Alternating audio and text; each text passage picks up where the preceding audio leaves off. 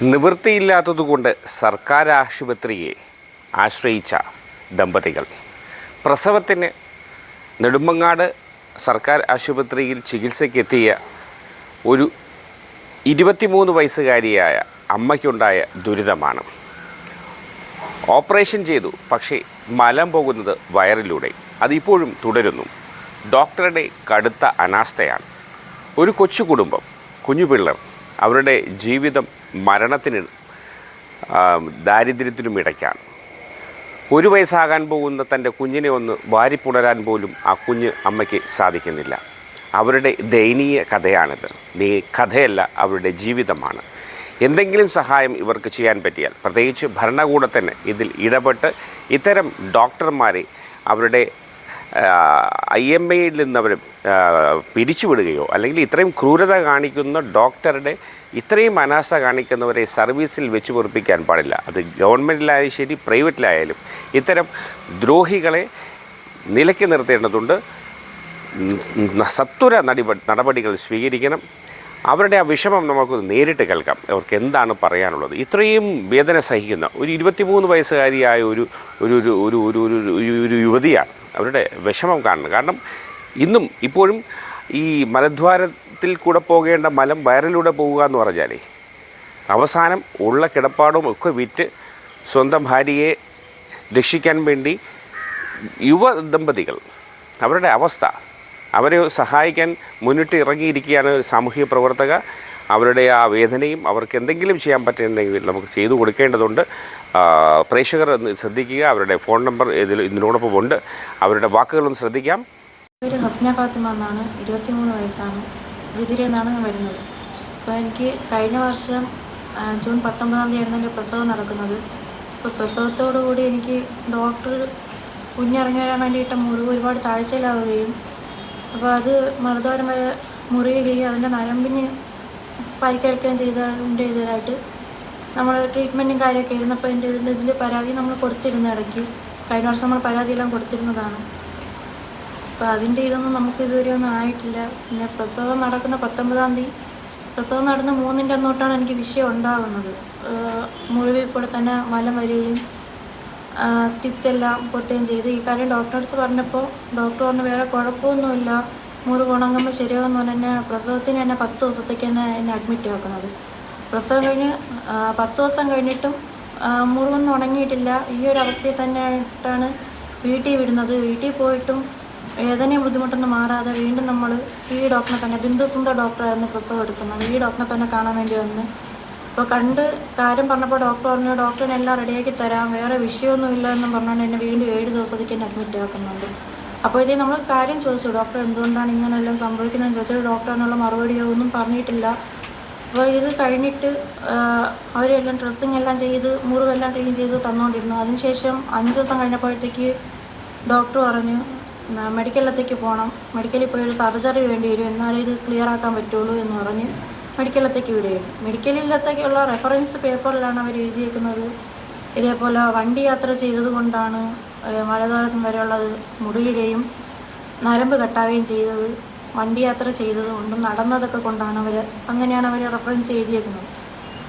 മെഡിക്കലിൽ ചെന്ന് ഈ ഡോക്ടറുടെ ഫ്രണ്ടിനെ തന്നെയാണ് കാണിക്കാൻ പറഞ്ഞ് അവിടത്തേക്കാണ് തന്നത്. അങ്ങനെ അവിടെ പോയി ഡോക്ടറെ കണ്ടപ്പോൾ ഡോക്ടർ പറഞ്ഞു ഇത് വെജൈനൽ ഫിസ്റ്റുലയാണ്, ഇത് സർജറി ചെയ്യാതൊന്നും ചെയ്യാൻ പറ്റില്ല, കുടൽ പുറത്ത് വെച്ച് ബാഗ് ഇടണം, കൊളോസ്റ്റമി ചെയ്യണം, എന്നാൽ മാത്രമേ താഴത്തെ മുറിവ് ഉണങ്ങുള്ളൂ എന്നും പറഞ്ഞുകൊണ്ട് ജൂലൈ 30-ാം തീയതിയാണ് എനിക്ക് ആദ്യത്തെ സർജറി ചെയ്യുന്നത്. ആ സർജറി ചെയ്ത് കുറച്ച് വീട്ടിൽ വന്നതിന് ശേഷം വീണ്ടും പഴയ അവസ്ഥ തന്നെയായിരുന്നു, മുറിവിൽ കൂടെ തന്നെ വീണ്ടും മലം വന്നുകൊണ്ടിരുന്നു. അങ്ങനെ ഡോക്ടറിൻ്റെ അടുത്ത് വീണ്ടും പോയി സർജറി ചെയ്ത ഡോക്ടറിൻ്റെ അടുത്ത് പോയി കാര്യം പറഞ്ഞപ്പോൾ ഡോക്ടർ പറഞ്ഞു അത് ബാലൻസ് ഉണ്ടായിരുന്നത് പോയതാണ്, കുറച്ച് ദിവസം കഴിയുമ്പോഴത്തേക്ക് റെഡിയാവും എന്നെല്ലാം പറഞ്ഞ് അവർ വീട്ടിൽ വിട്ടു. അത് കഴിഞ്ഞ് ഒരു ഒക്ടോബർ 22 ആയപ്പം പ്ലാസ്റ്റിക് സർജറി ചെയ്യണമെന്ന് പറഞ്ഞ് മുറിവ് അടയ്ക്കാൻ വേണ്ടി അത് ചെയ്തിട്ടും പഴയ അവസ്ഥ തന്നെ തുടർന്നതുകൊണ്ട് ഈ വെച്ച മാംസവും എല്ലാം കൂടെ ആയിട്ട് വീണ്ടും അത് പോവുകയെല്ലാം ചെയ്ത്. അങ്ങനെ അവർ പറഞ്ഞു, ആദ്യം ചെയ്ത ഡോക്ടർ പറഞ്ഞു അത് കൊളോസ്റ്റമി ചെയ്തത് ശരിയായില്ല, അതൊന്നും കൂടെ ചെയ്യേണ്ടി വരും, അതുകൊണ്ട് ഒന്നും കൂടെ സർജറി വേണം എന്ന് പറഞ്ഞുകൊണ്ട് നവംബർ 5-ാം തീയതി അന്ന് എനിക്ക് വീണ്ടും കൊളോസ്റ്റമി ചെയ്തു. അങ്ങനെ മെഡിക്കലിൽ മാത്രം 3 സർജറി ചെയ്തു. 3 സർജറിയും ശരിയായില്ല. 3ാമത് ചെയ്ത കൊളോസ്റ്റമിയും ഫുള്ള് ഇതായി. അവർ പുറത്ത് വെച്ച കുടൽ അകത്ത് പോയി, വയറിൽ മലം അകത്ത് കെട്ടിക്കിടന്ന് ഇൻഫെക്ഷനായി, ഫുള്ള് പഴുപ്പ് കയറി, പഴുപ്പ് പുറത്ത് വയറ് താനെ പൊട്ടി പഴുപ്പൊലിക്കാനുള്ള ഇത് വന്ന്. അങ്ങനെ അവിടെ ചെന്നിട്ട് വേറെ ഇതൊന്നുമില്ല. അവരുടെ അടുത്തേക്ക് വേദനയും ഇതെല്ലാം ആയിട്ട് ബുദ്ധിമുട്ടായിട്ട് മെഡിക്കലിൽ ചെന്നപ്പോഴത്തേക്കും ഡോക്ടർ പറഞ്ഞു വേറെ കുഴപ്പമൊന്നുമില്ല, 3 മാസം വരെ വേദന സഹിക്കുക, അല്ലാതെ അവരെ കൊണ്ടൊന്നും ചെയ്യാൻ പറ്റില്ല, ഇനി ഒരു സർജറി ഒന്നും ചെയ്യാൻ പറ്റില്ല, 3 മാസം കഴിഞ്ഞാൽ ഈ കൊളോസ്റ്റമി തിരിച്ച് നമുക്ക് വെക്കാം എന്നുള്ള രീതിക്കാണ് അവർ നിന്നത്. ഇപ്പോൾ വേദന വീട്ടിൽ വന്നിട്ട് വേദന സഹിക്കാൻ പറ്റാതെ വന്ന് വയറ് ഫുള്ള് പഴുപ്പ് ഇങ്ങനെ ഒലിക്കാൻ തുടങ്ങിയപ്പോഴത്തേക്ക് ഒരു പ്രൈവറ്റ് ഹോസ്പിറ്റലിൽ പോയി, കടയ്ക്കലുള്ള കിംസാർ എന്ന് പറയുന്ന പ്രൈവറ്റിൽ പോയി. അവിടെ ചെന്നപ്പോഴത്തേക്ക് ഡോക്ടർ പറഞ്ഞത് ഒന്നും കൂടെ ചെയ്യാം, നമുക്ക് കൊളോസ്റ്റമി അവിടെ നിന്ന് മാറ്റി വലത് ഭാഗത്തോട്ട് മാറ്റി തരാമെന്ന് പറഞ്ഞ് ഇടത് ഭാഗത്തുനിന്ന് കൊളോസ്റ്റമി എല്ലാം കൂടെ മാറ്റി വലത് ഭാഗത്തോട്ടാക്കി. വയറിൻ്റെ ഒരുപാട് മാംസവും ഇതെല്ലാം എടുത്ത് കളയേണ്ടി വന്നു, പഴുപ്പ് കയറി. അത് കഴിഞ്ഞ് ഇപ്പം പ്ലാസ്റ്റിക് സർജറി ഇപ്പോൾ ഒന്നും കൂടെ ചെയ്തു. ഇപ്പോൾ 20 ദിവസമേ ആയുള്ളൂ സർജറി കഴിഞ്ഞിട്ട്. അപ്പോൾ ആ ഒരു ബുദ്ധിമുട്ടിലും ഇതിലുമായിട്ടാണ് നിൽക്കുന്നത്. ഇപ്പം ഇരിക്കാൻ പോലും പറ്റാത്തൊരു സാഹചര്യത്തിലാണ് മുമ്പോട്ട് പോകുന്നത്.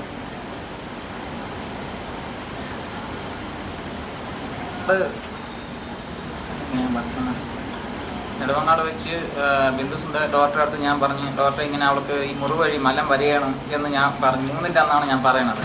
പറയാൻ സമയത്ത് ഇതേപോലെ മുറിവും മലവും ഇങ്ങനെ വന്നുകൊണ്ടിരിക്കണം. അപ്പോൾ അവർ പറഞ്ഞതെന്ന് വെച്ചാൽ കുഴപ്പമില്ല, അതൊരു മുറിവ് താനെ പുറത്തോളൂ എന്ന് പറഞ്ഞാണ് വീണ്ടും 10 ദിവസം കിടത്തി. 8-ൻ്റെ അന്ന് ഇതേ അവസ്ഥയായി, ഈ തയ്യൽ കംപ്ലീറ്റ് ഇപ്പോൾ ഇതേ അവസ്ഥയായിട്ട് എൻ്റെ അടുത്ത് പറഞ്ഞ് 10-ൻ്റെ അന്ന് വീട്ടിൽ പറഞ്ഞു വിട്ടതിന് ശേഷം വീണ്ടും ഞാൻ ഡോക്ടർ വന്ന് കണ്ടവൻ പറഞ്ഞ് ഹസ്നായം കൊണ്ട് വന്നാൽ മതി, ഞാൻ റെഡിയാക്കി തരാമെന്ന് പറഞ്ഞ് വീണ്ടും ഞാൻ ഹസ്നായം കൊണ്ട് അവിടെ ചെന്നപ്പം പറഞ്ഞു 7 ദിവസം നിർത്തി ഞാൻ ക്ലീൻ ചെയ്യാം, ഞാൻ തന്നെ റെഡിയാക്കി തരാമെന്ന് പറഞ്ഞു. 7 ദിവസം കഴിഞ്ഞ ശേഷം ഇത് കറക്റ്റ് ആവാത്തതുകൊണ്ട് 5 ദിവസം കഴിഞ്ഞ ശേഷം കറക്റ്റ് ആവാത്തതുകൊണ്ട് അവർ പറഞ്ഞു എൻ്റെ ഫ്രണ്ടുണ്ട് JS സ്റ്റീവനാണ്, ഞാൻ എല്ലാ കാര്യവും പറഞ്ഞിട്ടുണ്ട്, നിങ്ങൾ അവിടെ കൊണ്ടുപോയാൽ മതി, അവർ റെഡിയാക്കി തരുമെന്ന് പറഞ്ഞു. നേരെ മെഡിക്കൽ കോളേജിൽ കൊണ്ടുപോയതിനു ശേഷം അവർ SIT വിട്ടപ്പോഴാണ് അവർ പറഞ്ഞത് ഇത്രയും ഈ താഴ്ചയെ കീറിയിട്ടുണ്ട്, അതുകൊണ്ട് MR എടുക്കണമെന്ന്. MR എടുത്തപ്പോഴാണ് അറിയണം 2.7 സെൻറ്റിമീറ്റർ അടുപ്പിച്ച് ഈ മുറിവ് ഉണ്ടെന്ന് അറിയണം.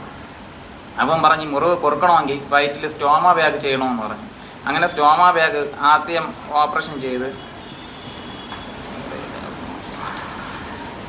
സ്റ്റോമ ബാഗ് ഫസ്റ്റ് ചെയ്തത് ഇങ്ങനെയാണ് മെഡിക്കൽ കോളേജിൽ ഫസ്റ്റ് ചെയ്തത്, സ്റ്റോമ ബാഗ് ഇത് ചെയ്തതിനു ശേഷമാണ് വീണ്ടും ശരിയായില്ലെന്ന് പറഞ്ഞ് ഇതേപോലെ ചെയ്ത് വെച്ച് മെഡിക്കൽ കോളേജ് നിസാറുദ്ദീൻ ഡോക്ടറും JS സ്റ്റീവൻ സാറും കൂടെയും ചെയ്യാം. ഇതേപോലെ ചെയ്ത് വെച്ച് അവസാനം ഈ 3 ഓപ്പറേഷൻ പിന്നെ ബ്ലാസ്റ്റ് സർജൻ ചെയ്ത്, ഇത് 3 പ്രധാനപ്പെട്ട ഡോക്ടർമാരാണ് മെഡിക്കൽ കോളേജ് ഓപ്പറേഷൻ ചെയ്ത.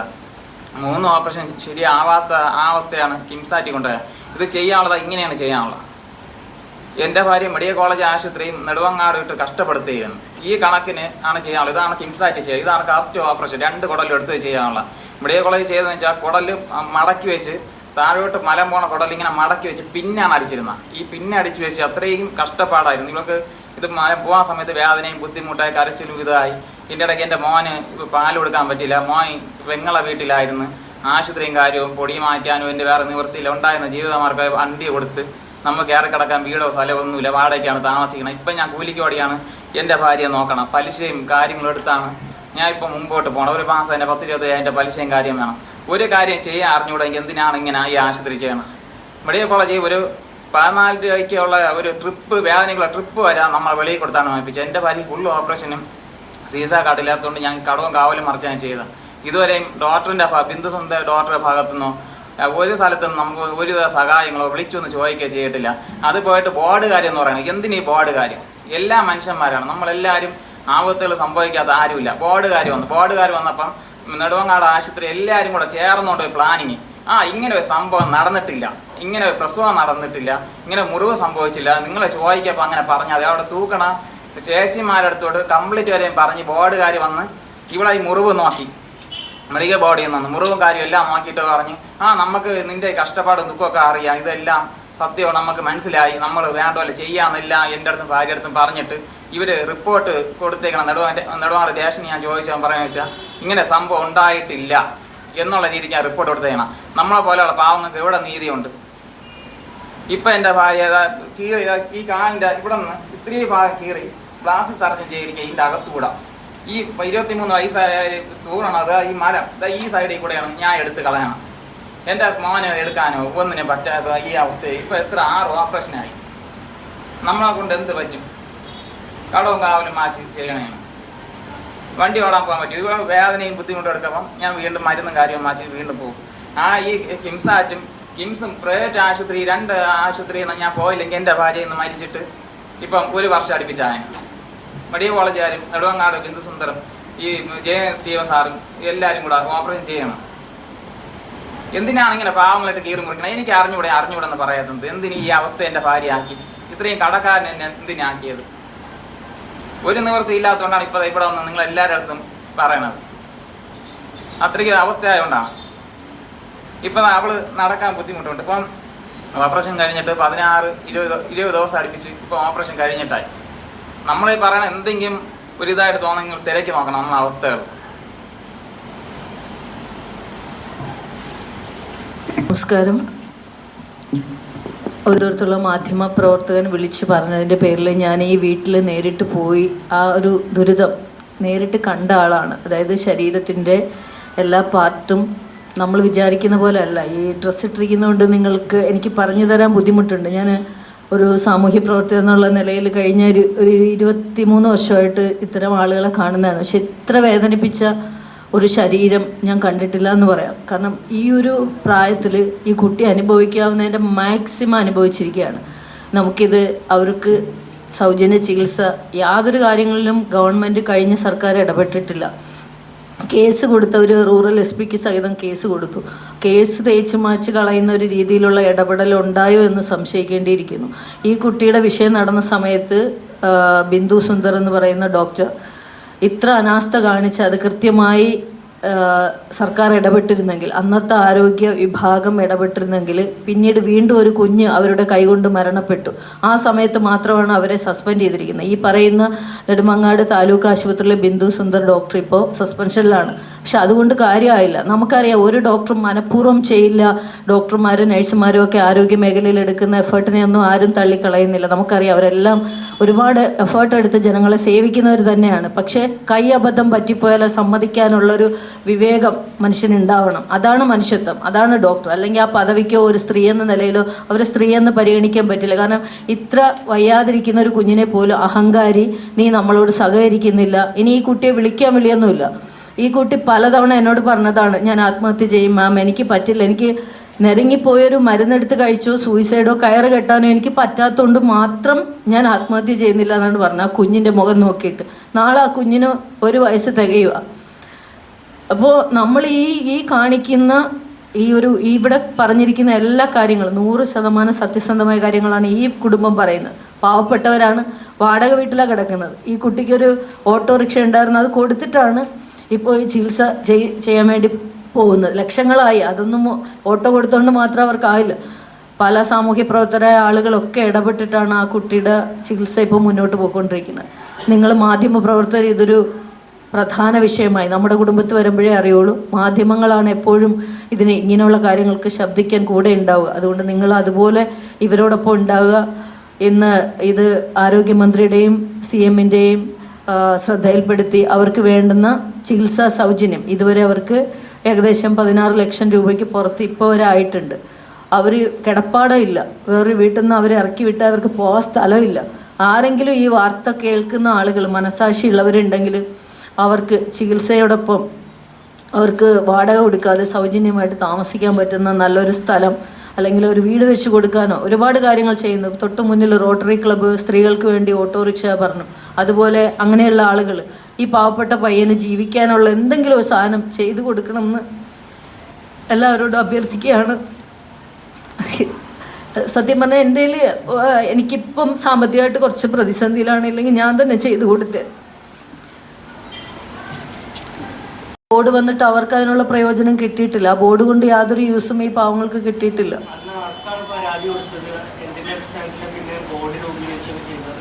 അതവിടെ ഇവരാദ്യം പോലീസ് സ്റ്റേഷനിൽ കേസ് കൊടുത്തിരുന്നു. പക്ഷെ അതിന് FIRൻ്റെ കോപ്പി പോലും ഇവർക്ക് കൊടുത്തിട്ടില്ല. ഇവർ കൊടുത്തിട്ട് 1 വർഷമായി. പക്ഷെ 6 മാസം കഴിഞ്ഞിട്ടുള്ളൊരു സ്ലിപ്പാണ് ഇവരെ കയ്യിൽ കിട്ടിയിരിക്കുന്നത്. അത് കൃത്യമായിട്ട് ഇപ്പം നിലവിൽ എനിക്ക് തോന്നുന്നില്ല അതൊരു FIR ആയിട്ടോ കേസായിട്ടോ. ഇവരോട് പറഞ്ഞിരിക്കുന്നത് കേസ് കോടതിയിലോട്ട് പോയി എന്നല്ലേ, കേസിൻ്റെ കാര്യം. ഞാൻ നെടുവാള സ്റ്റേഷനിൽ പോയപ്പോൾ മമ്മി കേസ് കോടതി കൊടുത്തിട്ടുണ്ട്. അപ്പം കോടതി വരും, അവിടെ നിന്ന് നിങ്ങൾ APP വക്കീൽ വിളിക്കുമ്പോൾ നിങ്ങൾ പോയാൽ മതി എന്നാണ് പറഞ്ഞത്. പിന്നെ കേസ് കോടതി ആയിട്ടുള്ളതായിട്ട് ഒരു പേപ്പറിൽ ചെന്ന് ഒപ്പിടാൻ പറഞ്ഞു. അങ്ങനെ ഞാൻ പോയി ചെന്ന് ഒപ്പിട്ട് അതിനുശേഷം ഞാൻ വന്നു. പിന്നെ ആരോഗ്യ വകുപ്പ് മന്ത്രിക്ക് ആദ്യം ഇതിൻ്റെ പരാതി കൊടുത്തിരുന്നു. പരാതി കൊടുത്തപ്പം ആ പരാതി മേലാണ് ആദ്യം മെഡിക്കൽ ബോർഡിൽ നിന്ന് 4 അംഗ സംഘം വന്ന് ആ അന്വേഷണം കഴിഞ്ഞ് അടുത്ത് 7 അംഗ സംഘം മെഡിക്കൽ ബോർഡിൽ നിന്ന് വരുമെന്ന് പറഞ്ഞു. അപ്പം ഈ സ്റ്റോമ ബാൻഡ് ഓപ്പറേഷൻ കഴിഞ്ഞിരിക്കുന്ന സമയമായിരുന്നു. അപ്പോൾ എന്നിട്ട് 2 തവണയും എൻ്റെ ഭാര്യ വയ്യാത്ത അവസ്ഥയിൽ ഒരു കൂട്ടുകാരൻ്റെ കാർ എടുത്താണ് 2 വട്ടവും ഞാൻ നെടുവങ്ങാട് കൊണ്ടുവന്നത്. 2 വട്ടവും കൊണ്ടുവന്നിട്ടും അവരെല്ലാവരും കൂടി ആലോചിച്ച് ഇങ്ങനെ സംഭവം ഇല്ലെന്നുള്ള രീതിക്ക് റിപ്പോർട്ട് കൊടുത്താണ് വിട്ടത്. പിന്നെ നമുക്ക് അതിൽ നിന്ന് ഒരുവിധ നിയമപരമായിട്ടുള്ള സഹായങ്ങളൊന്നും കിട്ടിയിട്ടില്ല. പിന്നെ ഈ സമയത്ത് എൻ്റെ ഭാര്യയ്ക്ക് ഗവൺമെൻറ് ആശുപത്രി ആയിട്ടുള്ള ഓപ്പറേഷൻ നമുക്ക് പേടിയാണ്. കാര്യം ഇത്രയും മെയിനായിട്ടുള്ള ഡോക്ടർമാർ ഓപ്പറേഷൻ ചെയ്തിട്ടും ഈ സ്റ്റോമ ബാഗോ ഒന്നും ശരിയാവാതെ വേദന എടുത്ത് ഇത്രയും ബുദ്ധിമുട്ടായാണ്. വെറും 2 ഓപ്പറേഷൻ തീരാവുള്ളതാണ് മെഡിക്കൽ കോളേജ് 3 ഓപ്പറേഷൻ ചെയ്തത്. ഞാൻ പ്രൈവറ്റ് ആശുപത്രി കൊണ്ടുപോയെങ്കിൽ ഇത്രയും ഓപ്പറേഷൻ എൻ്റെ ഭാര്യയ്ക്ക് ചെയ്യേണ്ടായിരുന്നു. പക്ഷെ എനിക്ക് ആ ഗതികേട് ഇല്ലാത്തതുകൊണ്ടാണ് ഞാൻ മെഡിക്കൽ കോളേജിന് ഞാൻ ചെന്നത്. നമ്മളെ പോലെയുള്ള പാവപ്പെട്ടവർക്ക് ഏറ്റവും പെട്ടെന്ന് ചെല്ലാനുള്ളതാണ് ഗവൺമെൻറ് ആശുപത്രി, നെടുവങ്ങാട് മെഡിക്കൽ കോളേജും ഇവിടെ എല്ലാം. പക്ഷെ അവിടെ പോയിട്ട് എനിക്ക് സഹായം ഉണ്ടായില്ല.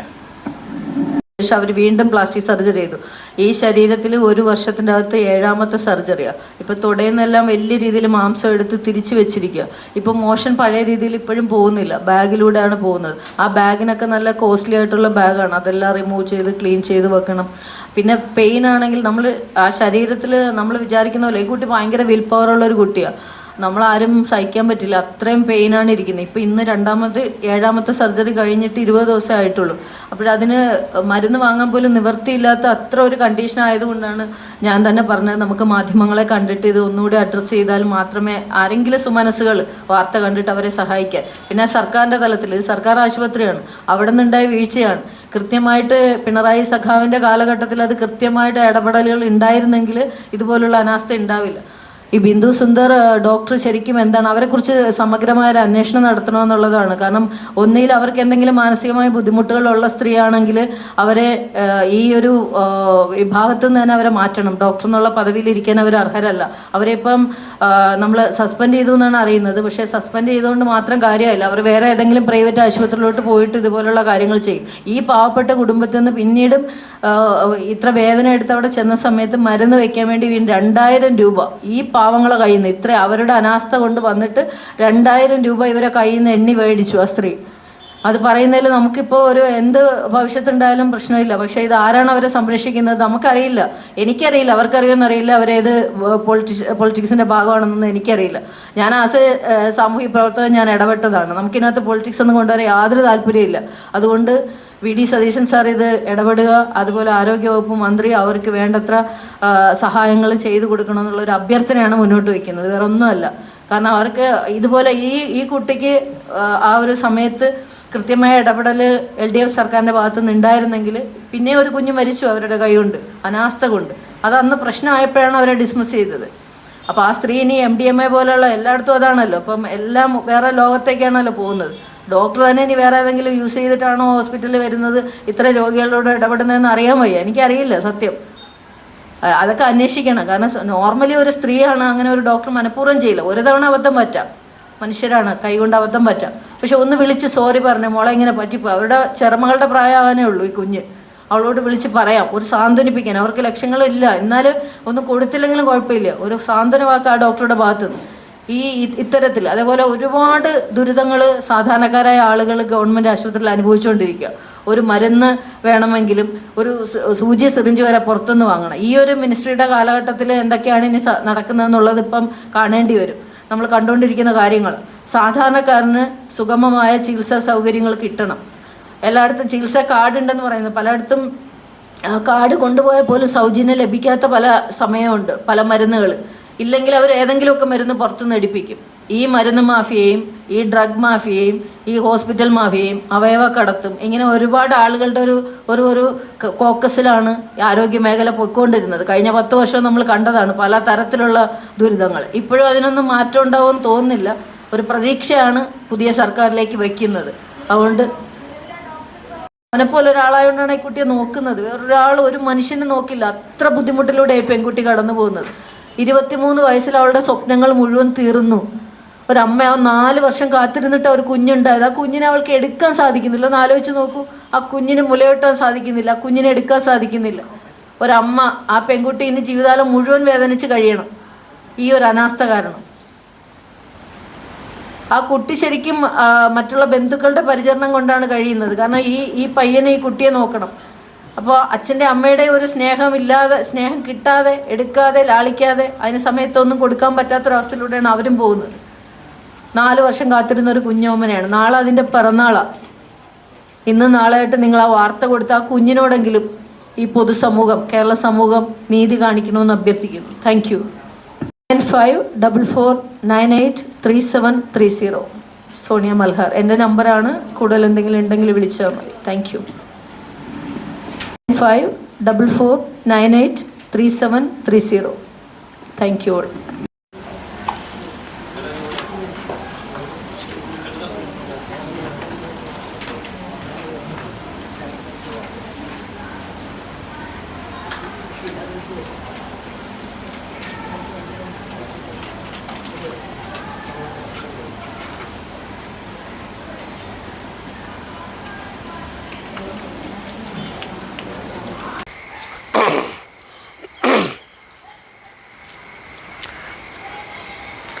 തൻ്റെ ചെറുമകളുടെ പ്രായമുള്ള ഒരു അമ്മയോട്, ഒരു കുഞ്ഞിനോട് കാണിക്കുന്ന ഈ ക്രൂരമായ ഡോക്ടറുടെ നടപടികൾ നീതി ലഭിക്കേണ്ടതുണ്ട്. ഈ അമ്മയ്ക്ക് നീതി ലഭിക്കേണ്ടതുണ്ട്. ഈ ഡോക്ടറെ നിയമത്തിന് മുന്നിൽ കൊണ്ടുവരണം.